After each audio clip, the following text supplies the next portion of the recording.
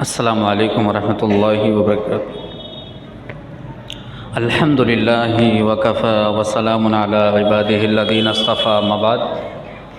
اعوذ باللہ من الشیطان الرجیم، بسم اللہ الرحمن الرحیم۔ فاعلم انہ لا الہ الا اللہ۔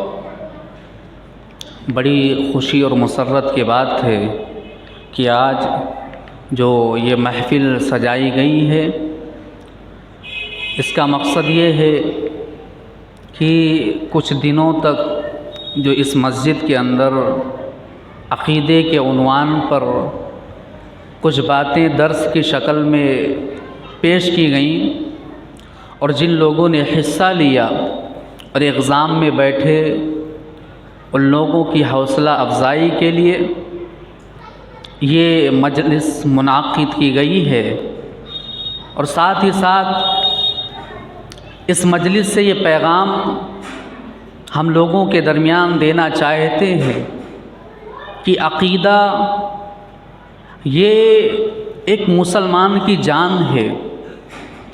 جس طریقے سے کھانے کے اندر اگر نمک نہ ہو تو کھانا بیکار ہو، اسی طریقے سے اگر ہماری زندگی کے اندر توحید نہ ہو تو ہمارا روح جو ہے وہ بیکار ہے، کوئی مطلب نہیں ہے۔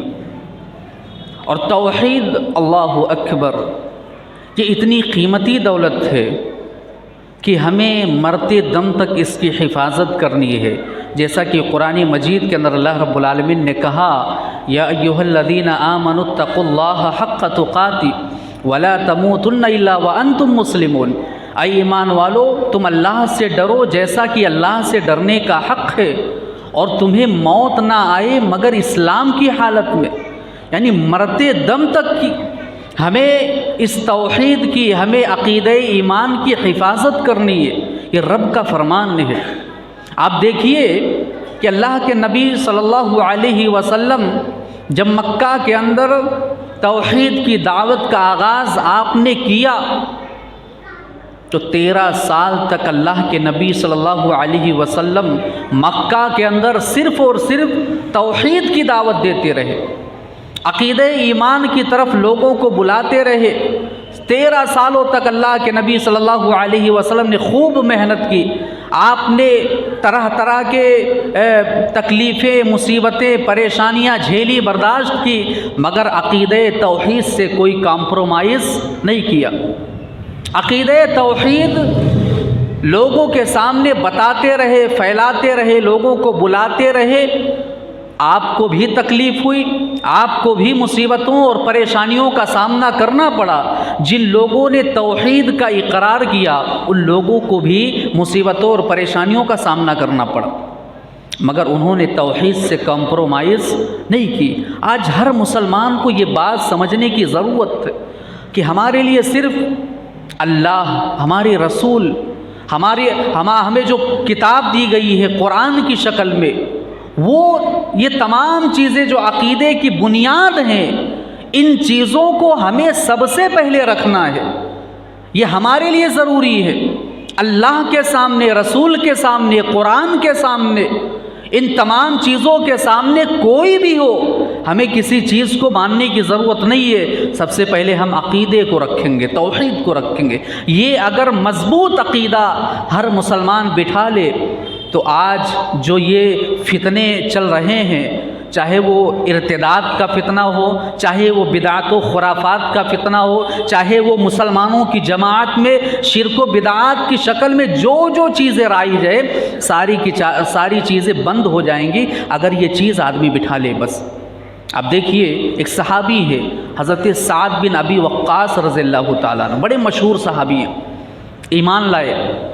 جب یہ ایمان لائے تو ان کی ماں ناراض ہو گئی، اور ناراضگی اس طریقے سے بڑھی کہ ان کی ماں نے ان سے بات چیت کرنا بند کر دیا۔ کیا تھا؟ ان کی ماں مشرکہ ہیں، کافرہ ہیں، ایمان نہیں لائی ہیں۔ ان کا یہ مطالبہ تھا کہ سعد تم محمد صلی اللہ علیہ وسلم کے دین کو چھوڑ دو۔ سعد نے نہیں مانا، ظاہر سی بات ہے، فرما بردار بیٹا ہے، ماں ناراض ہے، بات چیت نہیں کر رہی ہے، بیٹے کو تو تکلیف ہوگی کہ میری ماں بات نہیں کر رہی ہے، مگر پھر بھی ان کے ایمان پر، ان کے توحید پر کوئی اثر نہیں ہوا۔ ماں نے دیکھا کہ میرے بات چیت نہ کرنے پر بھی کوئی اثر نہیں ہو رہا ہے، کھانا پینا سب کچھ چھوڑ دیا، بھوک و پیاس کی حالت میں رہنے لگی، کھانا پینا کچھ بھی نہیں کھاتی تھی،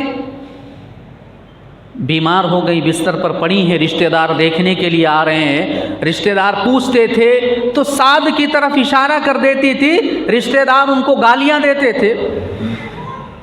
حضرت سعد ابن ابی وقاص رضی اللہ تعالی عنہ اپنی ماں کے پاس گئے اور انہوں نے اپنی ماں سے فائنل بات کی اور کہا کہ اے ماں سن لے، واللہ لو کانت لکی الف نفس، اللہ تجھے ایک نہیں، 100 نہیں، 1000 جانیں دے دے، فخرجت نفسا نفسا، اور ایک ایک کر کے تو اپنی جانوں کو قربان کرتے چلی جا، اور اے میری ماں تو مجھ سے یہ کہے کہ میں عقیدہ توحید کو چھوڑ دوں، میں اپنے نبی صلی اللہ علیہ وسلم کی محبت کو چھوڑ دوں، ما ترکت دینی ھذا، تو سن لے میں محمد کے دین کو نہیں چھوڑ سکتا، میں محمد کے دین کو نہیں چھوڑ سکتا۔ ماں ناراض ہے لیکن عقیدے سے، ایمان سے، توحید سے کوئی کمپرومائز نہیں کیا۔ اس کتاب کے اندر میں نے بھی بچوں کو اور بڑے لوگوں کو یہ کتاب پڑھایا، مکمل طور سے میں نے مطالعہ کیا اس کتاب کا۔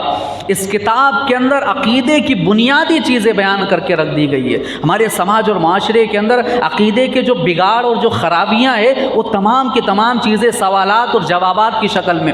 اللہ نے کیوں پیدا کیا، مقصد کیا ہے، تمام چیزیں، شرک اصغر، شرک اکبر اور جادو اور غیر اللہ کا قسم کھانا اور طرح طرح کی جو بھی چیزیں سماج اور معاشرے کے اندر رائج ہیں، ان تمام چیزوں کا رد اس کتاب کے اندر موجود ہے۔